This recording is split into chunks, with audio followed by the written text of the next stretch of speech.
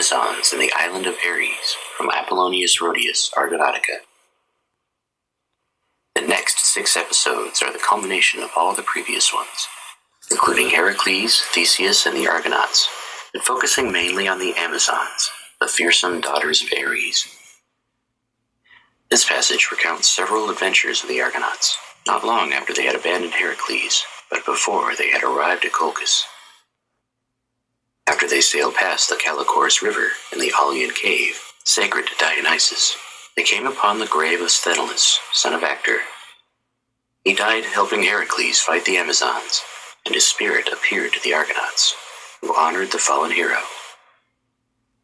Soon they picked up the 3 sons of Diomachus, and sailed near the land of the Amazons. The passage describes the river Thermodon, the Doiantian plain, and the 3 tribes of the Amazons. Next, they passed the iron mines of Calybes, and then the Tiberinae, where husbands shared the labor pangs of their wives. After that, they passed by the shameless land of Mossynoeci. Then, they come to the island of Ares, where the Stymphalian birds had migrated after being driven off by Heracles. One of the birds fired arrow-like feathers, wounding an Argonaut before another shot it down. They all put on their helmets and shields, and made loud noises as they sailed past. Next time we return to Heracles, and focus on his 9th and 10th labors, the Amazons and Geryon. The Daughters of Ares, a legendary passage from Apollonius Rhodius, Argonautica, translated by R.C. Seaton. So on the 12th day they went aboard at dawn, for a strong breeze of westerly wind was blowing. And with the oars they passed out through the river Acheron, and trusting to the wind, shook out their sails, and with canvas spread far and wide, they were cleaving their passage through the waves in fair weather. And soon they passed the outfall of the river Callichorus, where, as the tale goes, the Nicaean son of Zeus, when he had left the tribes of the Indians and come to dwell at Thebes, held revels and arrayed dances in front of a cave, wherein he passed unsmiling sacred nights, from which time the neighbors called the river by the name of Callichorus, and the cave Aleian.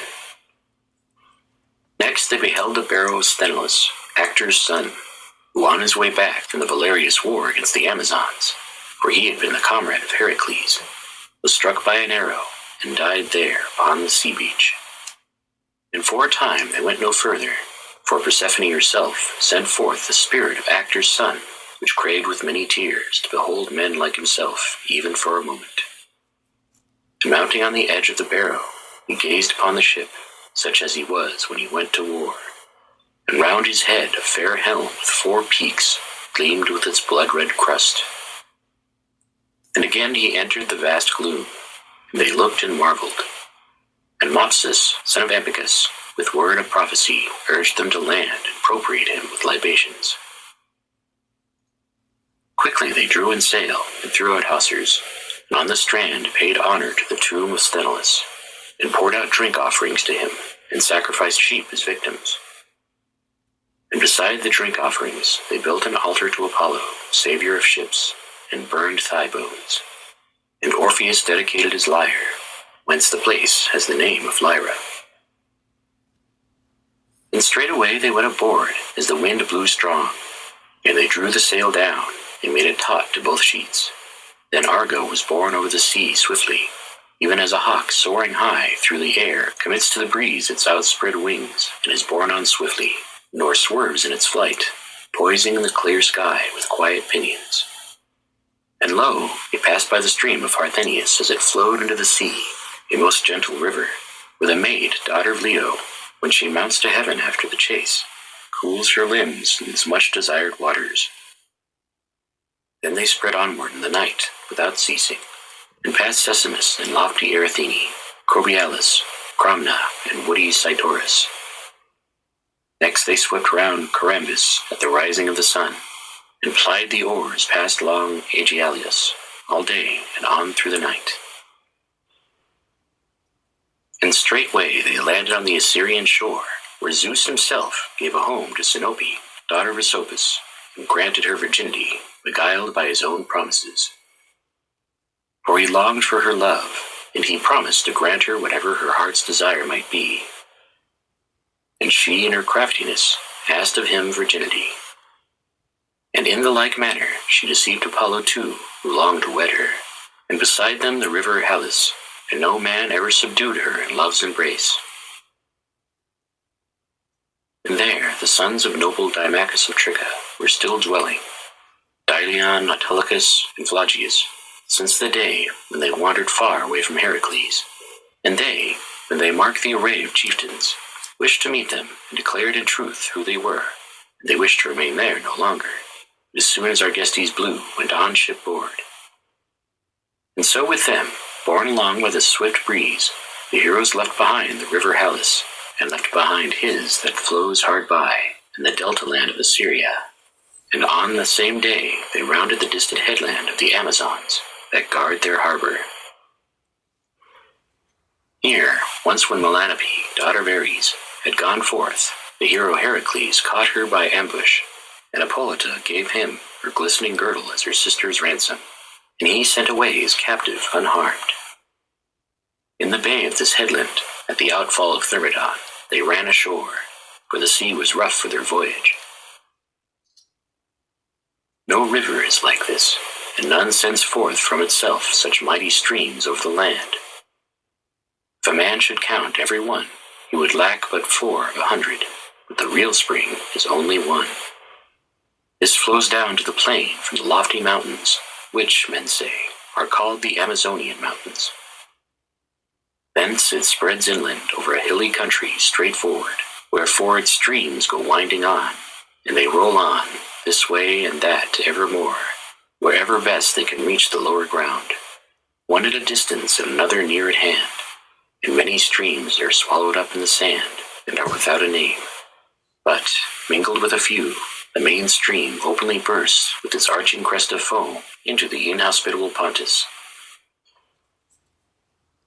They would have tarried there, and have closed in battle with the Amazons, and would not have fought without bloodshed, for the Amazons were not gentle foes, and regarded not justice, those dwellers on the Doenotian plain, but grievous insolence and the works of Ares were all their care.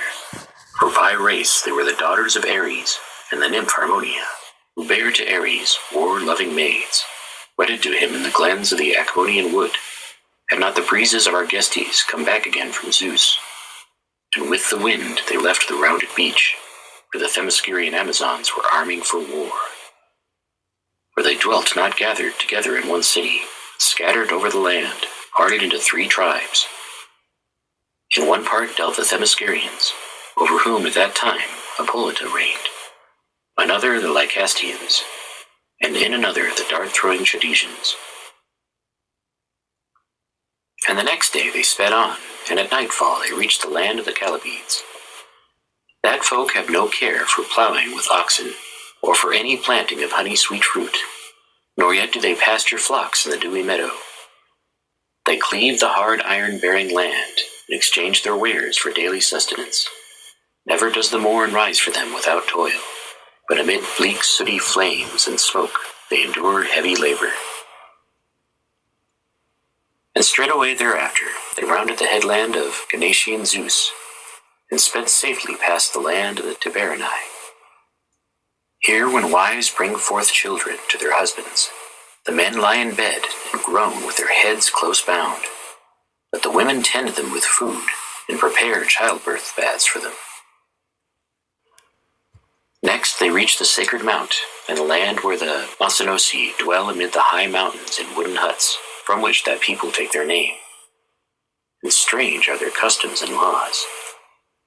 Whatever it is right to do openly before the people or in the marketplace, all this they do in their homes, but whatever acts we perform at home, these they perform out of doors in the midst of the streets, without blame. Among them is no reverence for the marriage bed, but, like swine that feed in herds, no whit abashed in others' presence, on the earth they lie with the women. Their king sits at the loftiest hut, and dispatches upright judgments to the multitude, poor wretch. For if haply he err at all in his decrees, for that day they keep him shut up in starvation. They passed them by, and cleft their way with oars over against the island of Ares all day long, for at dusk the light breeze left them. At last they spied above them, hurtling through the air, one of the birds of Ares which haunt that isle. It shook its wings down over the ship as she sped on, and sent against her a keen feather, and it fell on the left shoulder of goodly Oileus, and he dropped his oar from his hands at the sudden blow, and his comrades marveled at the sight of the winged bolt. And Argonautica from his seat hard by drew out the feather, and bound up the wound, when he had loosed the strap hanging from his own sword sheath. And besides the first, another bird appeared, swooping down, the hero Clytius, son of Rhodius, for he bent his curved bow, and sped a swift arrow against the bird, struck it, and it whirled round, and fell close to the ship. And to them spake Apollonius, son of Elias, "The island of Ares is near us. You know it yourselves, now that ye have seen these birds. But little will arrows avail us, I trow, for landing.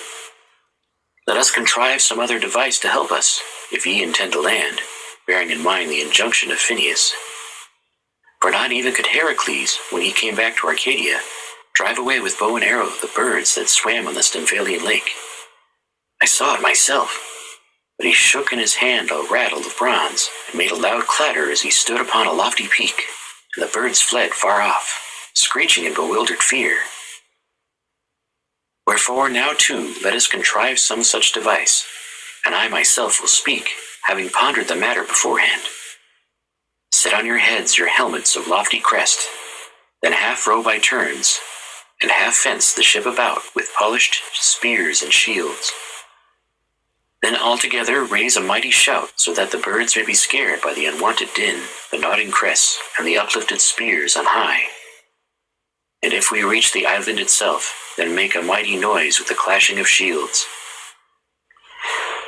Thus he spake, and the helpful device pleased all. And on their heads they placed helmets of bronze, gleaming terribly, and the blood-red crests were tossing. And half of them rowed in turn, and the rest covered the ship with spears and shields. And, as when a man roofs over a house with tiles, to be an ornament of his home and a defense against rain, and one the fits firmly into another, each after each, so they roofed over the ship with their shields, locking them together. And as a din arises from the warrior host of men sweeping on, when the lines of battle meet, such a shout rose upward from the ship into the air. Now they saw none of the birds yet, but when they touched the island and clashed upon their shields, then the birds in countless numbers rose in flight hither and thither. And as when the sons of Cronos sends from the clouds a dense hailstorm on city and houses, and the people who dwell beneath hear the din above the roof and sit quietly, since the stormy season has not come upon them unawares, but they have first made strong their ruse, so the birds sent against the heroes a thick shower of feather shafts, as they darted over the sea to the mountains of the land opposite.